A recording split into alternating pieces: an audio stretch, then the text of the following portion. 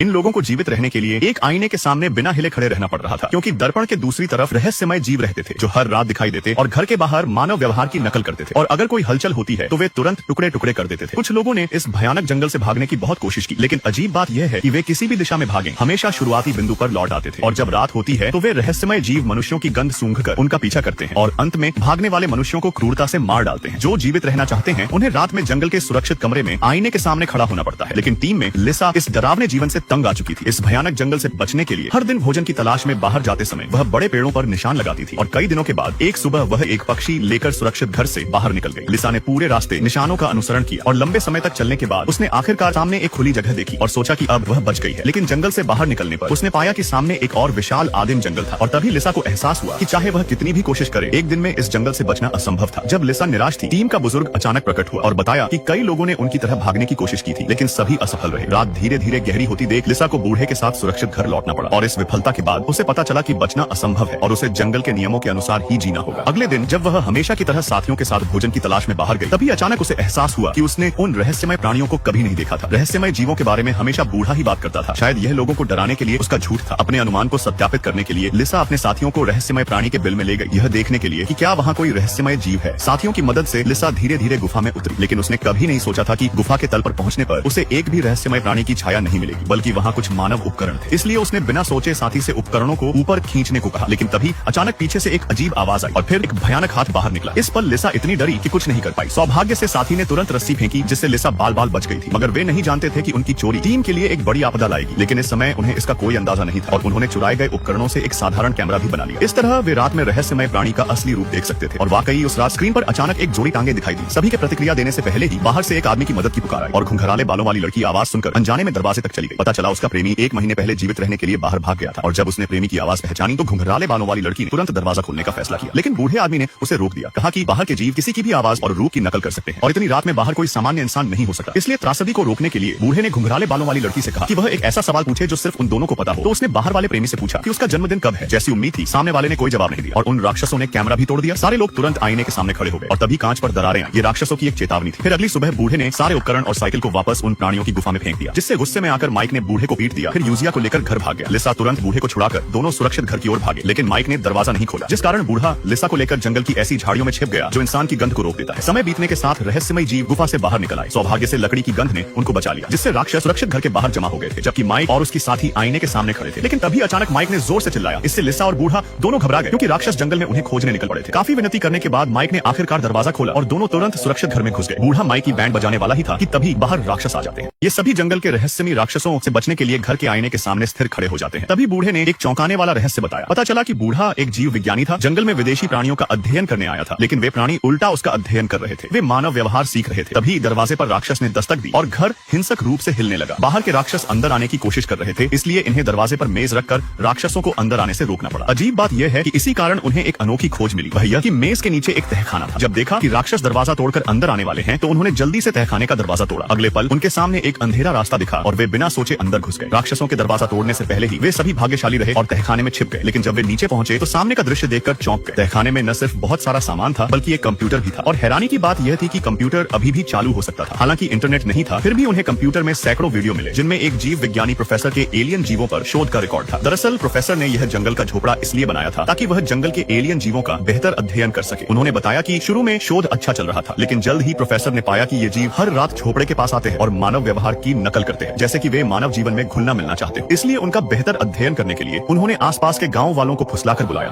और उन्हें इन जीवों के लिए बलि चढ़ा दिया। आखिरकार इस तरीके से उन्होंने एक एलियन को पकड़ लिया। यह देखकर सब लोग और आगे देखने से डर गए, लेकिन लिसा ने सभी वीडियो देखे। उसे नहीं पता था कि आखिरी वीडियो में जंगल से बचने का रास्ता भी दिखाया गया था। दरअसल प्रोफेसर ने पहले से ही जंगल से भागने का रास्ता तैयार कर रखा था। उन्होंने नंबर 134 नदी पर एक नाव रखी थी। पक्षियों की उड़ान की दिशा में जाकर कोई भी आसानी से इस जंगल से बच सकता था। जब उन्हें पता चला कि वे बच निकल सकते हैं, तो सभी लोग इतने खुश हुए कि पूरी रात नहीं सोए, यहाँ तक कि तहखाने में भी खुशी से कूदने लगे। अगली सुबह जब वे तहखाने से बाहर निकले तो पाया कि जंगल की झोपड़ी राक्षसों द्वारा पूरी तरह नष्ट कर दी गई थी, लेकिन उनके पास सोचने का समय नहीं था। उन्हें अंधेरा होने से पहले सीमा की नदी पर नाव ढूंढनी थी। इस तरह वे निशान लगाते हुए आगे बढ़े और कुछ समय बाद आखिरकार उन्हें सीमा का स्थान मिल गया। फिर लिसा ने जल्दी से पिंजरे से तोते को छोड़ दिया, सोचकर कि तोते का पीछा करके वे यहाँ से निकल जाएंगे, लेकिन भाग्य ने उनके साथ एक मजाक किया और साफ मौसम अचानक भारी बारिश में बदल गया। और ऐसे सूरज रहित मौसम में राक्षसों के शिकार करने का यह सबसे अच्छा समय होता है। अगले ही पल बड़ी संख्या में राक्षस गुफाओं से बाहर निकल आए। हलचल सुनकर लोगों के पास सोचने का समय नहीं था। वे बस नदी के किनारे तेजी से भागे और जल्द ही प्रोफेसर द्वारा बताई गई नाव मिल गई। लेकिन तभी घुंघराले बालों वाली लड़की को अचानक पता चला कि टीम से माइक गायब है और प्रतिक्रिया करने से पहले ही उसने देखा कि माइक घुंघराली लड़की के मृत प्रेमी को किनारे पर खींच लाया था। घुंघराले बालों वाली लड़की तुरंत समझ गई कि वह उसका प्रेमी नहीं है। उसने माइक को भागने को कहा, लेकिन तब तक बहुत देर हो चुकी थी। अगले ही क्षण माइक को मानव रूप धारण किए राक्षस ने उठा लिया। सभी डर से नाव पर चढ़ गए, लेकिन नाव ज्यादा दूर नहीं गई थी कि एलियन पीछे आ गए। वे सोचने लगे कि अब बचना मुश्किल है, लेकिन अचानक पता चला कि ये एलियन तैर नहीं सकते और बस किनारे पर खड़े होकर उन्हें जाते देखते रहे। और जैसे जैसे अगले दिन सूरज उगा, तीनों बचे हुए लोग उस भयानक जंगल से निकलकर फिर से मानव क्षेत्र में लौट आए थे। अगर इन लोगों ने मुश्किलों और चुनौतियों